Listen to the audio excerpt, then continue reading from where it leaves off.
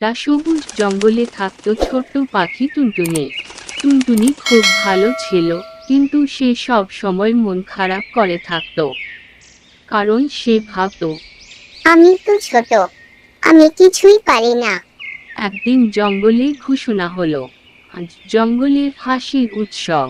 যে সবচেয়ে সুন্দর হাসি উপহার দেবে সে পাবে জাদুর তারা। বানর এসে বলে, শুনেছিস বনে হাসির উৎসব? তুই চলে আসিস। আমি যাই, ওদিকে অনেক কাজ আছে। সব প্রাণী খুব খুশি। বানর নাচলো, খরগোশ লাফালাফি করলো, পাখি গান গাইলো।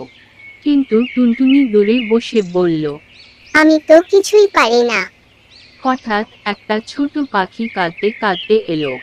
তার ডানা ব্যথা পেয়েছে। সবাই ব্যস্ত ছিল, কেউ খেয়াল করল না। টুনটুনি ধীরে ধীরে এগিয়ে গেল। সে পাখিটাকে পানি খাওয়াল, ছায়ায় বসাল আর মিষ্টি করে হেসে বলল, ভয় পেও না, আমি আছি। পাখিটা হেসে উঠল। আর সেই হাসি এত সুন্দর ছিল যে পুরো জঙ্গল আলোয় ভরে গেল। হঠাৎ আকাশ থেকে নামলো জাদুর তারা। সবাই অবাক। জঙ্গলের রাজা বললেন, টুনটুনি, তোমার দয়া আর ভালোবাসাই সবচেয়ে বড় শক্তি। টুনটুনি তখন বুঝল, তারা চিহ্ন ভালো মন থাকলে ছোট হলেও অনেক বড় কাজ করা যায়। আর সেদিন থেকে টুনটুনি আর কখনো নিজেকে ছোট ভাবেনি। দয়া আর ভালোবাসা থাকলে সবাই বিশেষ। ছোটরাও বড় পরিবর্তন আনতে পারে।